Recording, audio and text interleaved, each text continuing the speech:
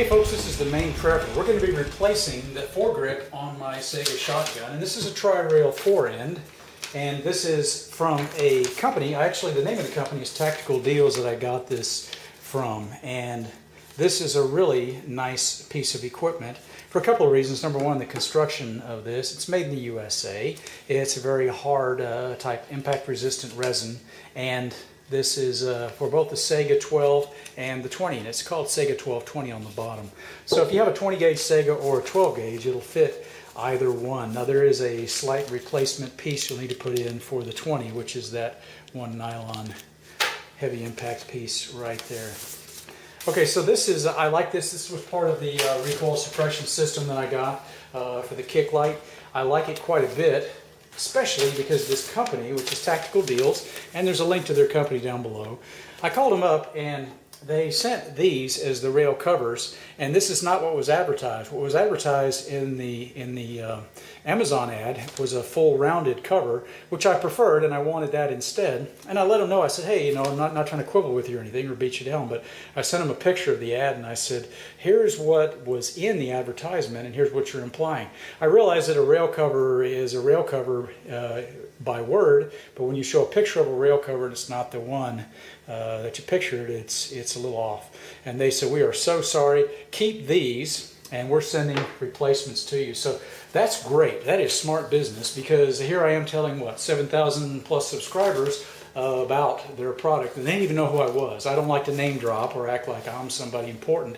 I figure if you're going to treat me like this and you don't know who I am, I'm just Joe Average, that's a good thing. So that's Tactical Deals. They're in Eatontown, New Jersey, and other than being from New Jersey, I think they're a great company. Just kidding. All right. Now, we'll get into taking the rails off of the shotgun. So before I do, let me cover this again. Safe weapons procedure.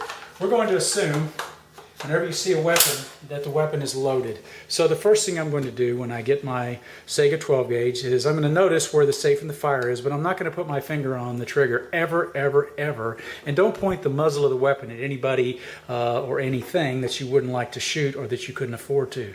Now in this case, I'm pointing at the dishwasher, but it's not a good one. So the first thing we want to do, you always take the magazine out first. It doesn't do you any good to clear the weapon because you're just going to be reloading it. All right, so the first thing you want to do with the AK, it's a very, very intuitive type of pistol grip, grip removal. You just put your thumb here, push that lever forward, the magazine will come loose, and you rotate down and away. All right, it has a little hook on the front of the magazine to allow you to quickly and easily load and lock it in. And you'll always hear it clicking when it's in place. Again, removal of the magazine. Second thing we want to do is you want to make sure that the weapon is in the safe fire position. All right, so here's safe, and we want to make sure that we're on fire. So this being new, it's a little sticky. Swivel down to fire. You cannot unload a AK type weapon if you have the weapon on safe, because if you go to pull back the charging handle, always remember AK thumb away. If you go to pull back, you're going to strike the safe lever, so you'll never be able to load or unload the weapon in the safe position. You have to have this in the fire position, which is rotated down. Okay. Then I pull to the rear, and I want to do a 4-point check. I'm checking the face of the bolt to make sure there isn't a round stuck on there, or a primer even. I'm also making sure that there is no magazine in the well, and you can see by my finger going through here. So that's my second. My third is to look at the chamber and to look down in the chamber and make sure there's not a round wedged up inside of there, and there isn't. And the fourth one would be to look for a round being ejected as I did all this. Because I am negative on all four, that is, there's nothing, nothing, nothing, nothing, I am good to go and clear. I want to ride the charging handle forward. Right? And now I have a safe weapon, and I am ready to start taking the furniture off the front end. On the front end of your stock, you have a swivel keeper, and I've already busted the screw loose. So all I'm going to do now is unscrew this flathead screw, and there is the sling swivel keeper here. That comes loose, and now you can feel that this handguard is already starting to come loose. So it's very easy. Now I just pry down and pull away. It's very, very tight on there. And the front handguard, oddly, is very good construction. The the stock itself I didn't like so much, but the front end, the handguard, there's nothing wrong with this handguard. This is actually a very high impact type of polymer, and I like it. Okay, so now we have the barrel completely exposed on the front end. You never want to shoot your shotgun like this, by the way, because you're going to put your hand on there and burn yourself but good. And we can see the construction of the barrel. It's got a nice taper to it as well, going all the way to the front end, and it's got screws on there. I'm going to be showing the muzzle brake when I get that a little bit later, but for today we're going to install the foregrip front end. Now if you have the 20 gauge, you'll need to take this one part that comes with the upgrade kit. And it is this one, like so. The kit came with all of these screws necessary to not only put the handguards on, but also to put the Picatinny rails. The Picatinnies are also made out of a high impact plastic, and that's fine. Here we see this piece which only will go on the 20 gauge, and I don't have that here, but it would essentially go right about in this position here.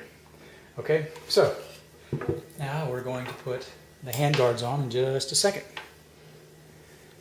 All right, here's the fore end, and it comes without these pieces already attached, which are the Picatinny rails. When you put the one piece of Picatinny rail you want to be careful of is the one with the oval. This is the one that has to go on the front behind the new sling swivel, because the screw that goes through and into the old sling swivel keeper spot will go in right down in here. So we'll put on the Picatinny rails first. I've got these two on the bottom already. I'm going to put these on the side. One thing to note is that the little nuts that go on here are not all pressed into place. So there were 4 extra nuts in the bag, and they weren't extras. They actually went in to these 4 positions over here. All right, I'm going to shut this off because you don't need to watch me screwing things together. However, do note that these are one direction. If I put these pins in the wrong place, the holes will not line up for the screws. They can only face one direction. And there you can see the holes are lined up perfectly, and they should hold these screws just as perfectly. Oops, something the directions didn't cover was there actually is a recessed spot down inside where you see my finger. These nuts have to go on first. It's a little backwards in the direction, so I'm just being honest. I'd like to show that I'm perfect and I never make mistakes, but in fact I did. So what you want to do is you want to take, some of the screws weren't in there, so now I'm going to, or rather the nuts weren't in there. So now I'm going to go ahead and put these nuts in, and they hold really secure, so that's not an issue. Just to show you, these rails won't line up if you turn them the wrong way. You have to turn them one direction. So it's kind of neat, they're sort of idiot proof, which is always important when you give me a task. Or Joe proof it, as they say. Okay, so here we see them line up, and they line up end to end very well. When installing the Picatinny rails, be mindful that you have a divot here where your sling swivel used to go, because this is the only Picatinny rail that comes with the kit that has a divot cut in it for the specific purpose of mounting over this. Also, keep in mind that in some cases they may be not unidirectional, so you want to first test fit without screwing down. This is how I'm going to put these 2 pieces on. I'll spare you the details of showing you how to put screws in though. The foregrip is very tight to put on. Notice this slot here. This is where this piece is going to mate up, and it's going to actually act as a sort of a lever, because this has to be rotated onto the barrel. Now this is going to be a little tricky, and I'm hoping that I'll keep this all in camera as we do it. All right. And because Steve isn't here, I'm going to have to do this myself.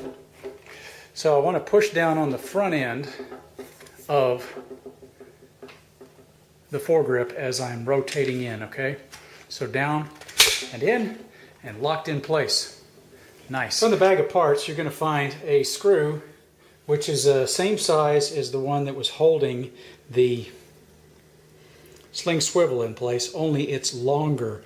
So there's only one screw that's this big around. It's a 3/32 screw. I think it's a number 10 length. I forget what they call it. All right. And you're going to want to first put on the lock washer, followed by these 2 5mm spacers. Okay. 1, 2. And now this will go down inside and you will see down inside at this end there is a slight grab where you can get this. I like having a lock washer on there. That shows that somebody was thinking about the fact that this weapon is going to be fired, and that means parts are going to rattle and work themselves loose. Now with this in place, I have it on just as secure, and this is just as secure and sturdy as the other foregrip that was on there. Now I'm going to come back and we're going to show this foregrip all set up. Okay, the bottom is done now, and I had to use the longer screws on that. The shorter screws should go on the side. One of the things you'll notice is when you put the rail on, if you put it on the wrong direction, even though you get lined up, the screw holes will be in the wrong position. So even though this angled down piece would seem like it should go forward, apparently it does not, because you won't be able to get your screws quite in there. So I'll show you this when it's all screwed on. And there it is with all of the hardware in place so far. That's the stock, and that's also the fore rail with all of the Picatinny mounts on it. There are 6 pieces or 3 separate Picatinny rails, 1 on either side and 1 on the base. When we come back next time, we're going to have a look at the actual front hand grip as well as the foregrip and some of the other pieces that came with this kit.